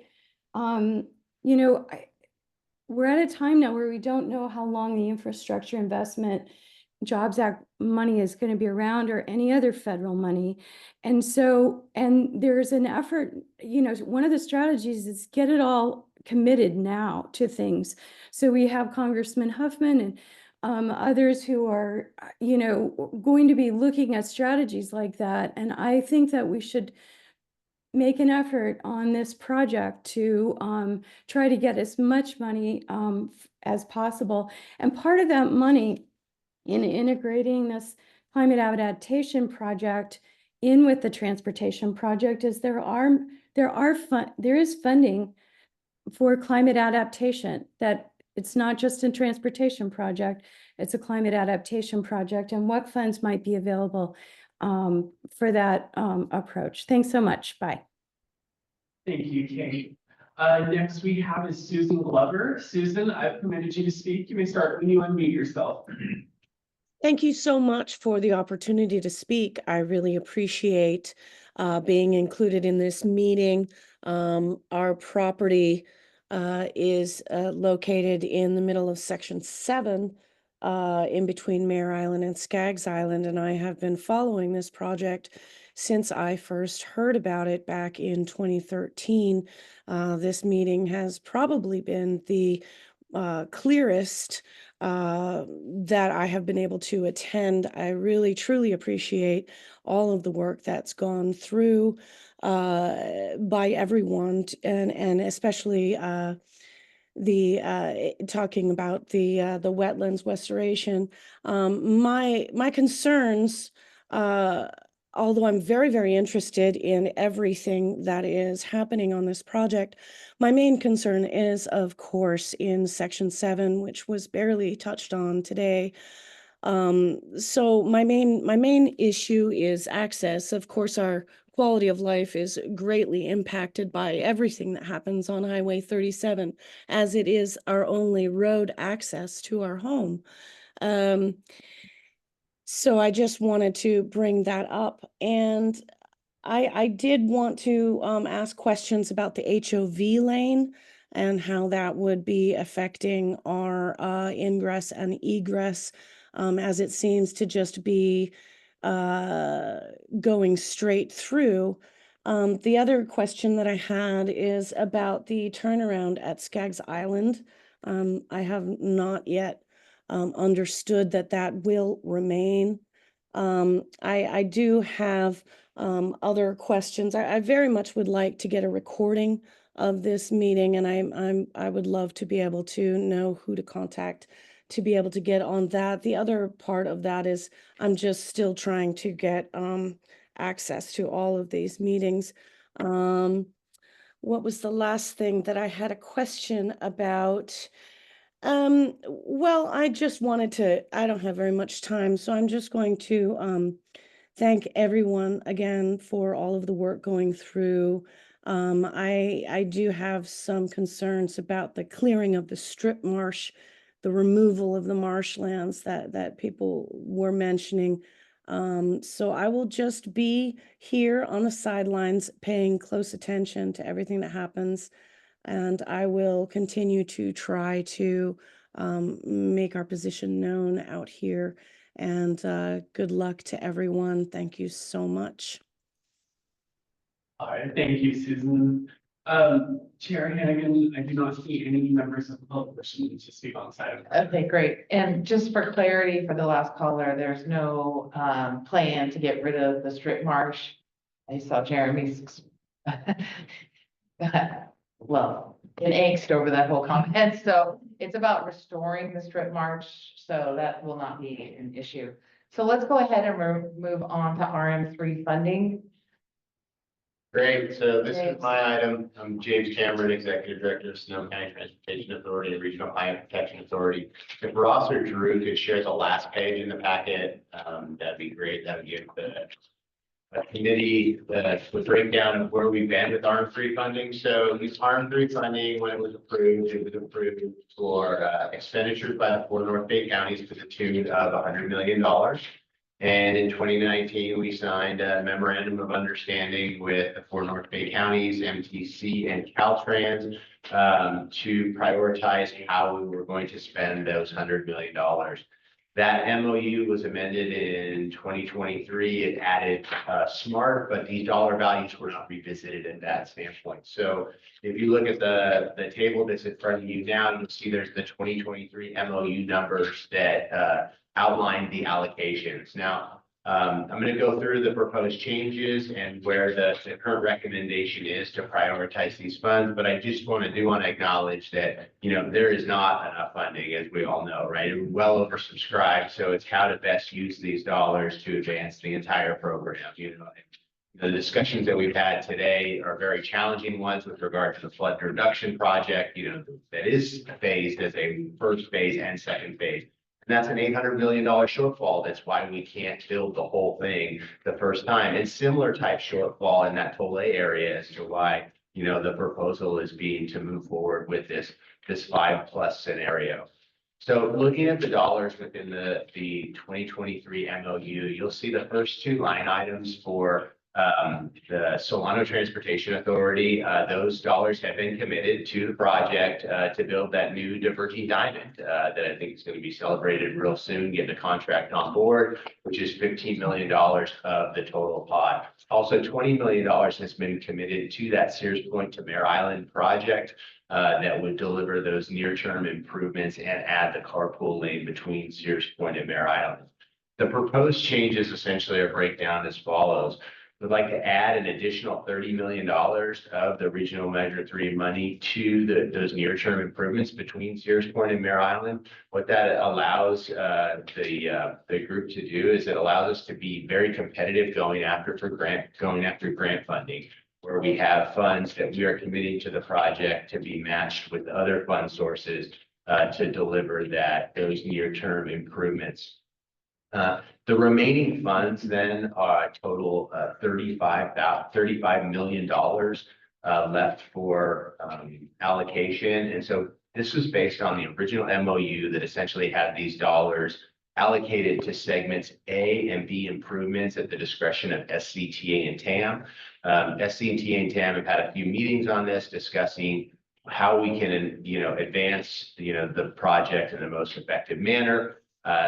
The original outline was $25 million for the flood reduction project to make sure that we would have, that long-term vision and the path elements associated with that project being constructed. And then it also had a $15 million ask for the long-term vision of State Route 37 at 121, as well as the Tole Creek Bridge. That is for the environmental document, so that CEQA NEPA document in Caltrans language is the PAD, Project Approval Environmental Document phase. So that's too many dollars though, right? That got us up to 105. So we ratcheted back the ask for SCTA to work on advancing that long-term vision to 10 million. We will be seeking additional funds for that, but $10 million will be able to advance that long-term vision of what's called PEL project number 6, which is the interchange itself. But then you're going to have to go well into PEL project 7 towards Tole and incorporate that long-term Tole Creek Bridge as well.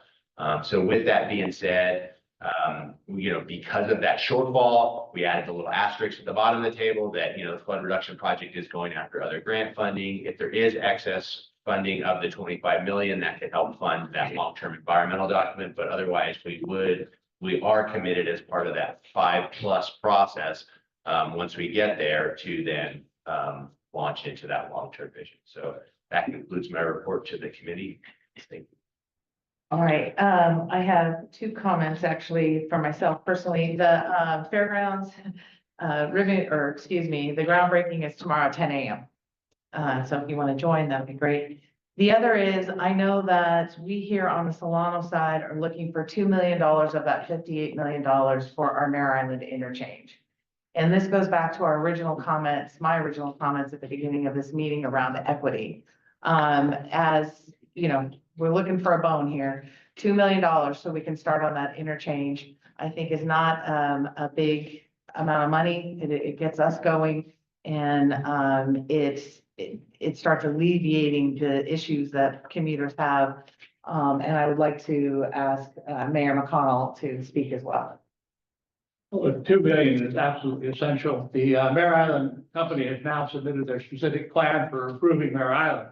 It's being studied by staff right now, but it's highly dependent upon the creation of a finished interchange at Mare Island 37. If they cannot depend upon that design being delivered, that whole economic driving plan set forth in the specific plan will fail. So 2 million is comparatively not a large amount, but its impact is substantial. Without it, Mare Island will just stagnate again. So I'm urging you all to allocate that amount of money. And I would second that request. James, you got a little smirk on your face. I don't know what that's about, but. Yeah, I apologize.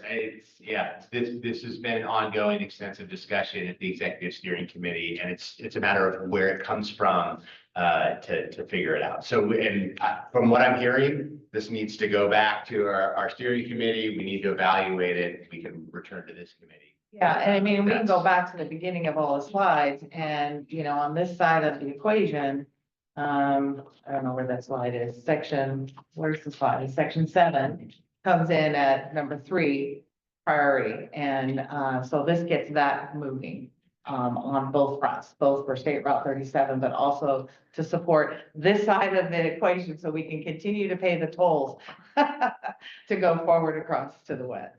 So I appreciate that, Mayor McConnell. I think it's a very important point. And I'll open up to anybody else who wants to make comments about the RM3 spending. Is public? You want to make public comment? Oh, no, he's moving his phone. Okay, great. Let's go ahead and hear it. Yeah, online. All right, so I have Ed Schulze wishing to speak. Ed, I permitted you to speak. You can start and unmute yourself. Yeah, I'll be real quick because the time is getting there. But for 36 years, I commuted on Highway 37, and I'm glad to see the Tulare Creek Bridge would be high enough to go over the rail and incorporate it in the proposed causeway. That'll be a great thing. But for years and years, as I crossed Tulare Creek Bridge, I kept looking at the bayside, and I see it gradually fill in for enhancement. And in high tides and winter times, a lot of migratory ducks came in there. And later on at low tides, these long-legged birds would go in there and really enjoy it. Of course, the wife would give me hell for watching the birds while I was driving. But anyway, I'm glad to see the proposal that would tie in the intersection with 121 with proposed causeway. Thank you. Thank you, Ed. Chair Hannigan, I do not see any other members of the public wishing to speak on this item. Okay, and seeing no hands here and no other comments. Nick, did you have something to add? You're good? Okay. I think we've made our point clear about our request for $2 million. Can you take that back to the committee, James? Yeah. They're all here. It will be discussed at the next executive steering committee. Great. I appreciate the consideration, the strong consideration for the $2 million for our side of the equation. Thank you. And Andrew, are you going to close us up? Yeah, I'll be brief too. Look, I want to thank you all for your service. I know we used quite a bit of you and a lot of institutional knowledge that goes away.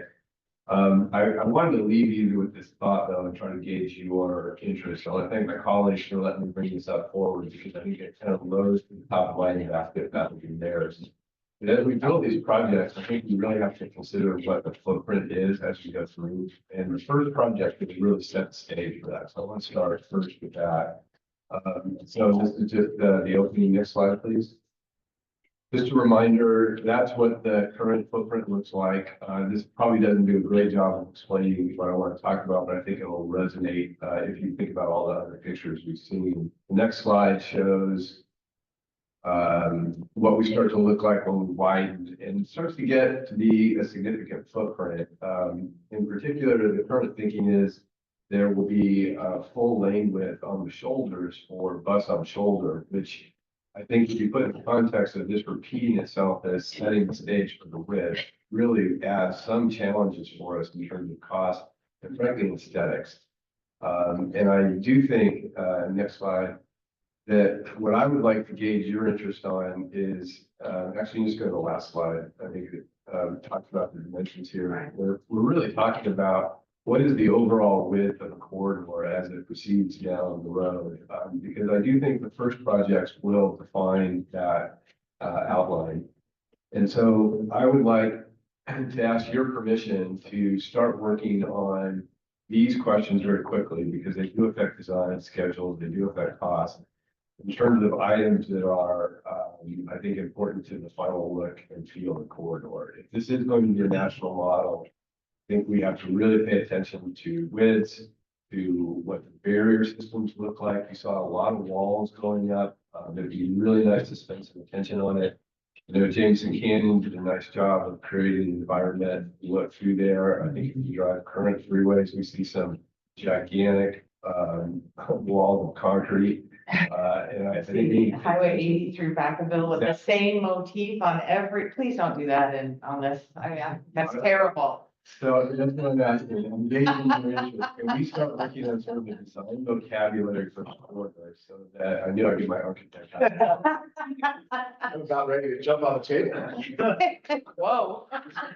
We can't create a look and a feel that gets reviewed through the corridor and leaves an impression that we're proud of at the end of it. It just doesn't look like a highway project at the end. I appreciate that. I think that has to be a theme all the way through this process, all the way to the end of the long-term project. Because we have recent projects that we can certainly look at that are on the freeways, and I do that Highway 80 between Fairfield and Vacaville is. It's crazy to me that you would put the same motif of hills and a sun on every single panel. There is one large plane. I don't know if you've seen it. All I see is the hill and the sun. But a plane, that would be good to break it up. Now I'm gonna look for it. And one, by the way, covered up and just put a barrier over some of that nice. Yeah. But I think that is the point. You drive around these projects and that's some of the last thing you considered. It doesn't quite fit the narrative. And so assuming you're supportive, I'll work on getting it started on something. 100%. I am. To my fellow committee members. Kind of mother's gonna eat that pie, right? Yeah, thank you. All right, with that, let's see. We have public comments for items that were not on the agenda. If there's anybody here that would like to speak from the public or online, we good? Okay, super. There is a future meeting scheduled. We don't know what it is. I won't be here, so y'all figure it out. And then on the agenda are a list of future topics. And if board members want to add that and add any to that list, go ahead. Otherwise, we are adjourned. Thank you, everybody. Really appreciate it. That was